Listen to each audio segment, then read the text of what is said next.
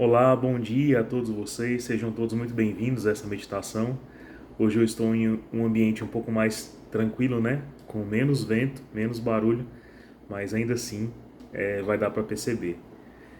Quero acolher cada um de vocês, suas famílias, suas intenções de oração. E no dia de hoje, o Senhor nos traz um recado muito importante, né? Quando a gente para pensar em todas as faculdades, ciências que o Senhor nos dá a conhecer, todas elas têm um propósito, né? Que é o homem conhecer a verdadeira essência das coisas. E essas coisas são conhecíveis ao homem. O homem pode realmente conhecê-las, né? E o verdadeiro conhecimento de cada uma das coisas espelha o seu Criador. Então, o ideal seria que quando o homem para meditar sobre a essência de si mesmo, do próximo, da natureza criada, das realidades, ele deveria enxergar primeiramente a Deus. E isso levá-lo a uma contemplação. E a contemplação tira muito do ardor do dia a dia. Por quê? Porque contemplando, o homem reaviva a sua fé, seu relacionamento com Deus. Então, o ideal para um coração curado, restaurado por Deus, é ele olhar qualquer coisa, por exemplo, água, né? Olhar para si próprio, olhar para o próximo, né?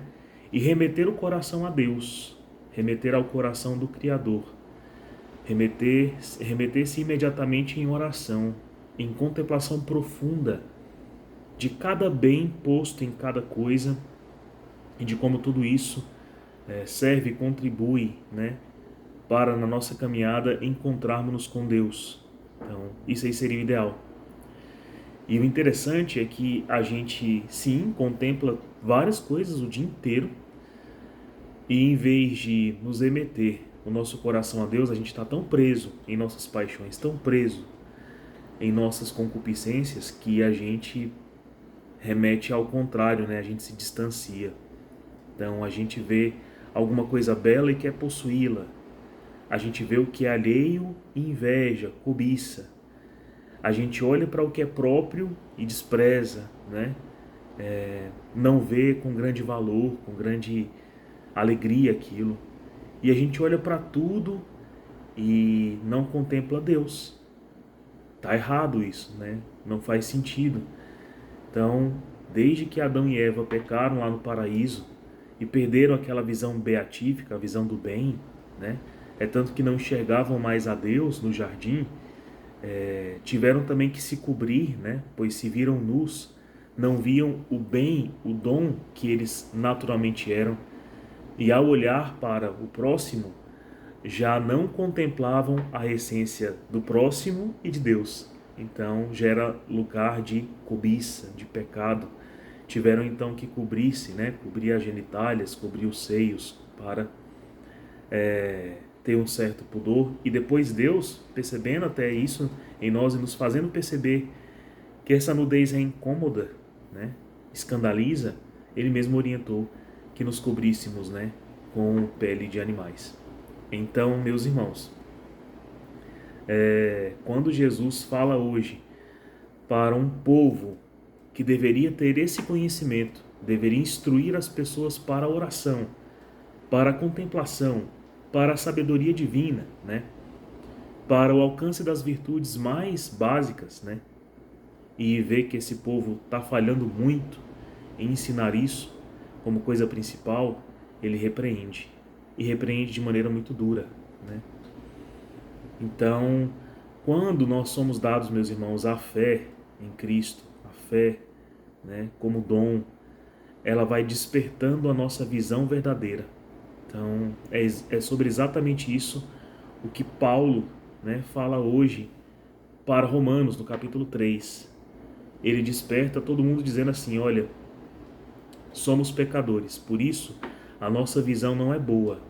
Mas, se temos fé, se a fé vem, ela há de nos corrigir para olhar com sabedoria para todas as coisas, né? Por exemplo, a gente, por sermos pecadores, temos uma tendência a todas essas coisas que eu falei para vocês. Nos desprezar, amar o que é alheio mais do que o que é próprio, não amar a Deus sobre todas as coisas e amar demais as coisas ou as pessoas para além do que se deveria amar, amando até mesmo essas coisas no lugar de Deus. Então isso são as concupiscências que a gente tanto fala aqui, né? E São Paulo fala, né? Olha, atentai, porque esta fé que vos é dada vos ensinará a olhar para tudo de outra maneira. Então esquece. Se você vinha olhando errado, não tem problema, é porque pecamos, né?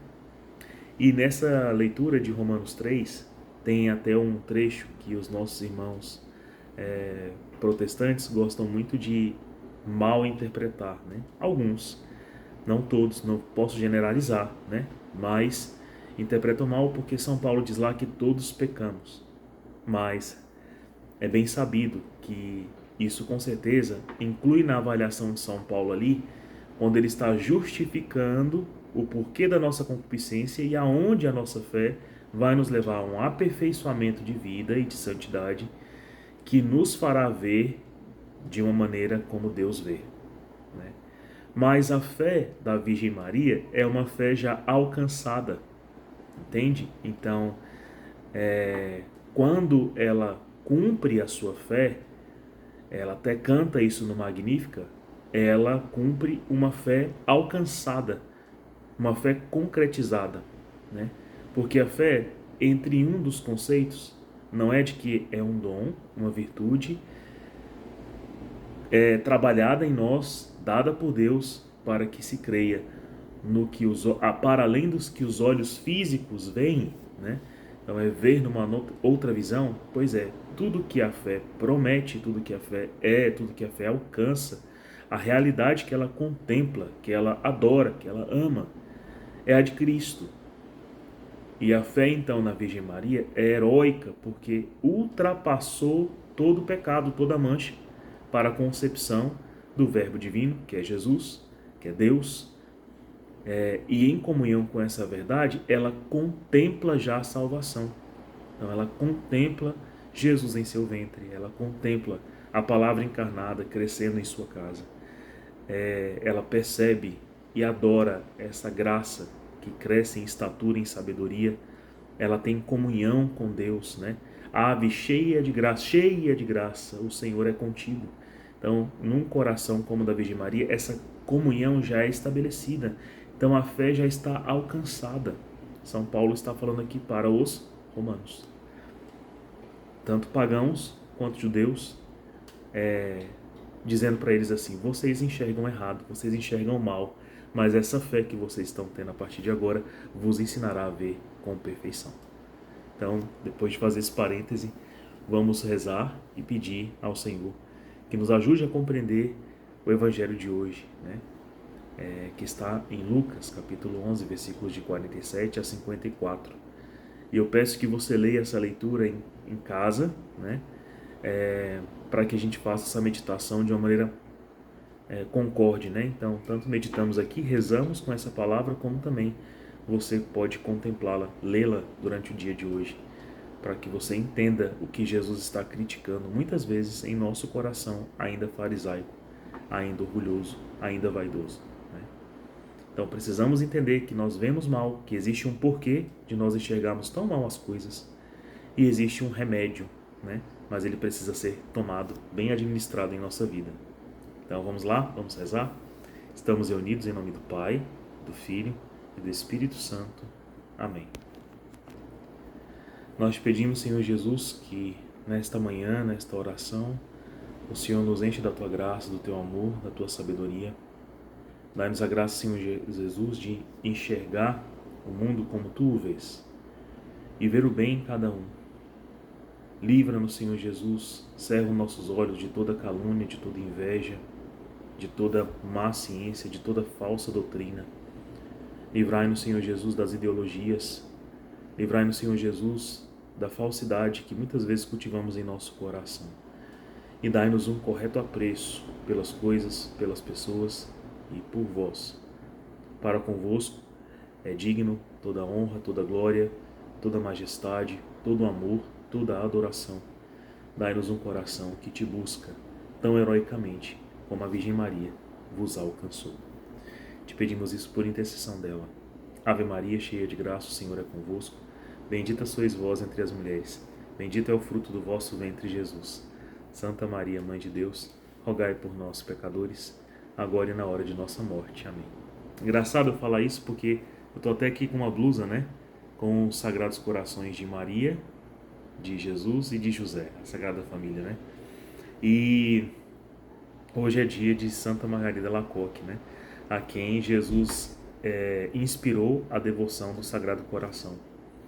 E na Sagrada Família, por tradição, temos esse conhecimento, né, de que ali é um paraíso terrestre, onde a criatura amada, impecável e totalmente repleta na graça, que se espelha então em São José e na Virgem Maria, contempla a graça de Cristo, né? E a visão aqui é completamente pura, completamente rica, né? É o nosso ponto de reflexão também, né? De buscarmos essa correção no nosso jeito de viver, de ver e de amar. Então, que a Sagrada Família nos ajude e que a intercessão de Santa Margarida Lacoque também ajude o nosso coração a buscar os Sagrados Corações, né? Então tá. Bom, meus irmãos, no dia de hoje, então, Jesus está ali fazendo uma exortação àqueles a quem foi dado por excelência o dom da sabedoria, que é o conhecimento de Deus, é o verdadeiro conhecer de Deus, né? E também a ciência, que é o conhecimento das coisas. Nessa ciência a gente pode também entender o entendimento, que é aquela virtude que nos faz entender a nós mesmos, o nosso próprio valor.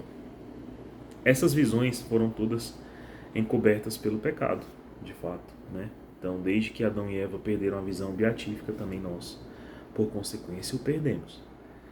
E a gente passa no reconhecimento da fé, vejam só que no batismo é isso que se processa, né?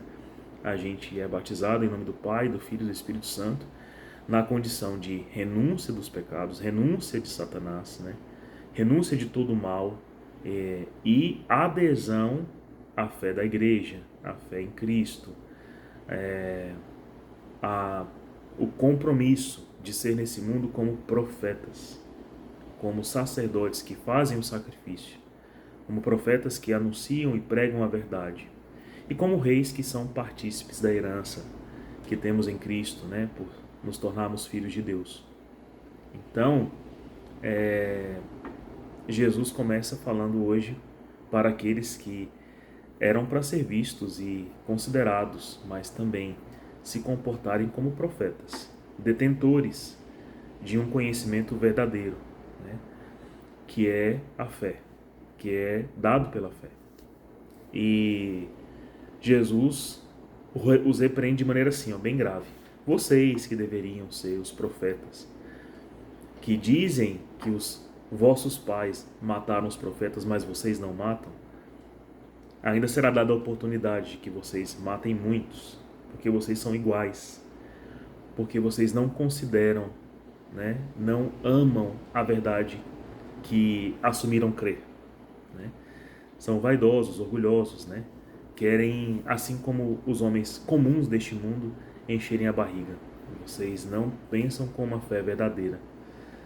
Então, de fato, Jesus os critica. E os mestres da lei que ali estavam, dotados também de um conhecimento que poderia ajudar a justificar muitos, né? Que é ajudar a conhecer a lei de Deus, a lei judaica, e assim ajudar as pessoas a trilharem um caminho justo, que é um caminho árduo, mas possível, né? E Jesus fala que também eles cobram muito que os outros sigam as leis, obedeçam às leis, porque esse é o único jeito de justificar-se. Mas eles mesmos não fazem a obrigação da lei, não cumprem a lei, não tocam a lei com um só dedo. Isso principalmente porque a lei naquela época exigia diversos dízimos, diversas contribuições, diversos sacrifícios, né? que alimentavam o altar, alimentavam o templo no qual habitavam esses mestres da lei. Então, ter a fé que corrige o jeito torpe de se ver, mas que depende que o outro se sacrifique, enquanto eu sofro apenas as benesses de tais sacrifícios, é muito fácil. É exatamente isso que Deus está querendo dizer, Jesus está querendo dizer. Então,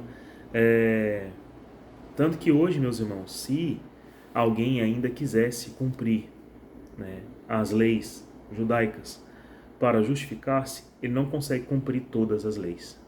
Porque existem algumas leis que são impossíveis de cumprir. Eu acho que eu até falei sobre isso aqui há um tempo atrás. Por exemplo, o Templo de Jerusalém.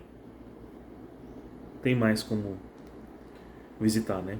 Ele foi quebrado várias vezes, reconstruído várias vezes na história da humanidade. E, enfim, hoje não teria como fazer isso. Algumas regras de conduta moral, né? Na época, por exemplo, a lei tinha uma força de trabalho servil, escravagista ainda. Isso não existe mais. Algumas leis morais para o casamento também não existem mais. Não se pratica mais aquilo, né? Então, se alguém quisesse se justificar pela lei, não conseguia. Para um judeu, dizer para ele assim que amar a Cristo de todo o coração, com toda a alma, com toda a força e entendimento, e que isso basta, né? Que o que testifica essa fé são as obras, boas obras, escandaliza demais. Mas Cristo em si resume a salvação. É por isso que a Virgem Maria tem uma fé alcançada. Então, quais são as obras que nós precisamos fazer nesse caminho de salvação? Renúncia do pecado, renúncia de Satanás, adoção da virtude, da obediência das leis da igreja, da obediência da lei de Deus, né? Que Jesus explica no Sermão da Montanha, resumidas no Decálogo, né? E no cumprimento para com os deveres da fé.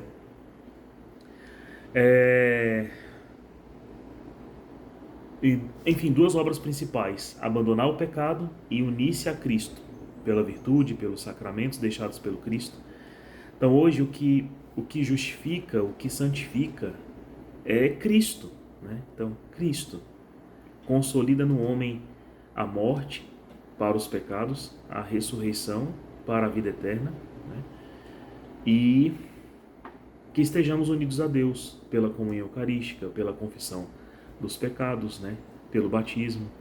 Então, hoje é possível ao homem esta salvação que até então os sábios não conseguiam pregar nem viver e os entendidos na lei, né, não conseguiam praticar, mas dependiam que os outros praticassem para estarem bem e confortáveis.